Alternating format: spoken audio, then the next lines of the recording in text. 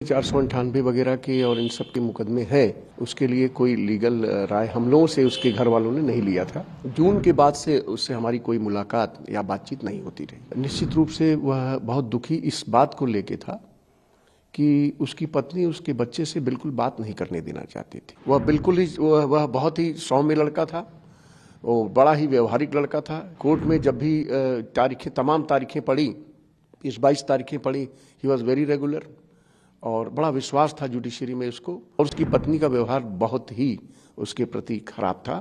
और आगे ये जुलाई से लेके या जून से लेके इसके बीच में क्या हुआ, ये निश्चित रूप से इन्वेस्टिगेशन का विषय है। देखिए, तमाम मुकदमे उसने कर रखे थे उनकी पत्नी ने, अतुल सुभाष के, और 498 डाइवोर्स का भी एक मुकदमा किया गया था, डोमेस्टिक वायलेंस का भी मुकदमा था, और 125 का जो मुकदमा चल रहा था तो वो हम लोग देख रहे थे। और 125 के मुकदमे में 29 जुलाई 2024 में फैसला हो गया था। फैसले में क्या हुआ था और किस तरीके का वो फैसला था? देखिए, वो फैसला मेंटेनेंस का था, जो कि पत्नी को तो कोई मेंटेनेंस नहीं दिया गया था क्योंकि पत्नी कमा रही थी, और उसके लड़के माने अतुल के लड़के व्योम के लिए, जो अपनी माँ के साथ रहता था, ये बताया गया, तो उसके फेवर में 40,000 रुपये प्रति माह का आदेश किया गया था। वकील साहब, अभी क्या कोई केस जौनपुर से संचालन हो रहा है या जौनपुर में कोई केस चल रहा है इस विवाद से रिलेटेड डिस्प्यूट से? देखिए, और मुकदमे 498 वगैरह के और इन सब के मुकदमे हैं, लेकिन उसकी पैरवी, उसके लिए कोई लीगल राय हम लोगों से उसके घर वालों ने नहीं लिया था। और जून के बाद से उससे हमारी कोई मुलाकात या बातचीत नहीं होती रही। जून के बाद से? जी। बातचीत में आपको लगा कभी ऐसा कि अतुल किस तरीके का मेंटली हैरासमेंट अतुल के साथ हुआ है या कुछ ऐसी चर्चाएं? देखिए, जिस समय ये मुकदमा चल रहा था उस समय और उसके दरमियान में निश्चित रूप से वह बहुत दुखी इस बात को लेके था कि उसकी पत्नी उसके बच्चे से बिल्कुल बात नहीं करने देना चाहती थी। वो बार बार चाहता था कि भाई बच्चे से हम बात करें। उसकी कोशिश यह भी थी कि अगर दूर पे हैं तो वीडियो कॉलिंग के जरिए मैं अपने बच्चे से बात कर सकूं, लेकिन इन सब चीज़ों के लिए जो है उसकी पत्नी जो है बिल्कुल नहीं चाहती थी कि वो बात करे, और इस बात को लेके वो बहुत दुखी था। वकील साहब, बात की जाए अगर जो जिस तरीके का FIR सामने पे लॉज है, चाहे बेंगलुरु में भी लॉज है, या उसमें क्या सजा है और किस तरीके की सजा हो सकती है और क्या साबित होना है? देखिए, मेरे पास तो अभी FIR नहीं आया है। मैंने 306 का मुकदमा किया है, that is abetment to suicide. तो निश्चित रूप से अगर उसने लिखा है तो ये विवेचना का विषय है।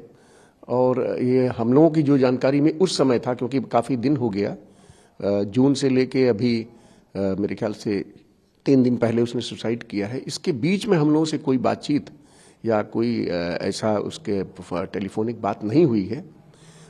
लेकिन यह है कि वह अपने बच्चे जो जिस समय आता रहा, तो बच्चे से न मिलने के कारण उसके पत्नी के व्यवहार से, उसके घर वालों के व्यवहार से बहुत दुखी था।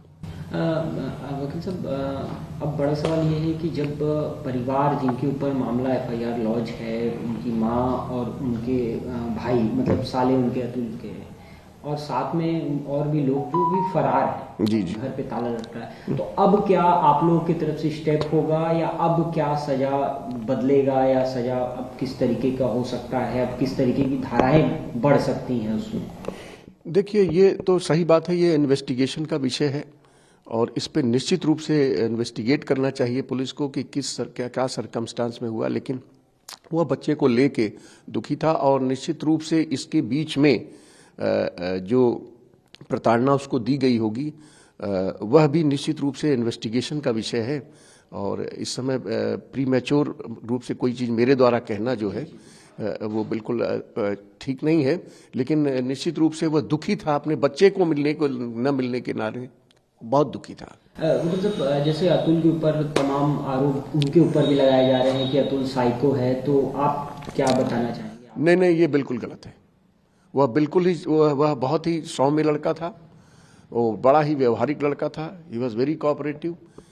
तो कोर्ट में जब भी तमाम तारीखें पड़ी, 22 तारीखें पड़ी, ही वॉज वेरी रेगुलर और बड़ा विश्वास था जुडिशरी में उसको।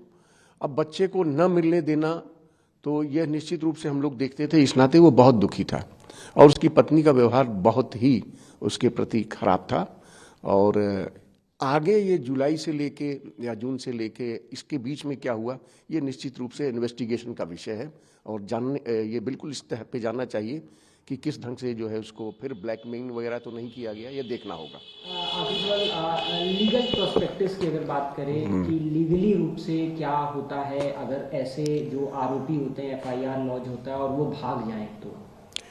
देखिए, ऐसा है कि बीइंग कानून की दृष्टि से अगर आप सवाल पूछते हैं तो कानून की दृष्टि में हर आदमी जिसके ऊपर मुकदमा हो जाता है, चाहे वो गलत हो या सही हो, वो भागने की कोशिश करता है। लेकिन प्रथम दृष्टया निश्चित रूप से इसको लोग कहते हैं कि कहीं न कहीं से गलती उनके द्वारा है। तो प्रताड़ना वाली बात तो सही है कि पत्नी उनकी बहुत प्रताड़ित बच्चे को लेकर करती रही और आगे क्या हुआ है और आगे क्या प्रताड़ना हुई है उसके साथ। जैसे वकील साहब, अगर कोई भाग जाए, कोई क्रिमिनल के ऊपर अगर एफआईआर है, वो साबित नहीं है और अगर वो भाग जाता है तो उसके बाद क्या एक्शंस लिए जाते हैं लीगल रूप से? देखिए, भागना इन इटसेल्फ कोई ये नहीं है कि कोई आदमी, कभी कभी सही आदमी भी पुलिस के डर से भाग जाता है। तो इस पे जो है एक लीगल अगर आप सवाल पूछते हैं तो इससे किसी नतीजे पे नहीं पहुंचा जा सकता है। कभी कभी तमाम वजह होती है आदमी के भाग जाने की, लेकिन ये इन्वेस्टिगेशन करना चाहिए। प्रथम दृष्टया तो गलत लगता है और जो गलती मैंने आपको बताया कि उसकी पत्नी जो है और उसके परिवार के लोग भी बच्चे से नहीं मिलने देते थे, इस बात का बहुत बहुत दुख था उस बच्चे को और बड़ा दुर्भाग्यपूर्ण हुआ ये और बड़ा अनफॉर्चुनेटली हम लोग भी दुखी हैं।